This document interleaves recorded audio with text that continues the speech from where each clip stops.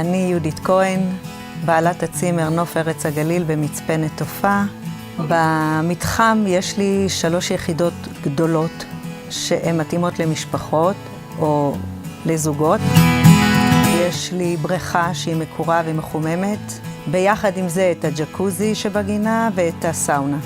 והאטרקציה הכי נעימה לילדים לקטנטנים זה הצימר טף, שזה בית בובות, מטבח. אני הרבה פעמים שומעת את ההורים מזרזים את הילדים שלהם לבוא לישון, אבל הם מתעקשים לישון בצימר טף. כל כך כיף להם שם, שהם רוצים לישון שם. הצימר הוא רק לדתיים, המטבח הוא כשר.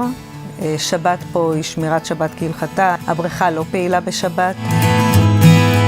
המוטו שלנו בצימר זה להתייחס לאורח כאילו הוא האורח הראשון שלנו. כל אורח שביקש משהו, שמתי, התייחסתי, כתבתי, שילטתי, והיום אני חושבת שהאורחים פשוט כבר מקבלים את כל מה שרק אפשר.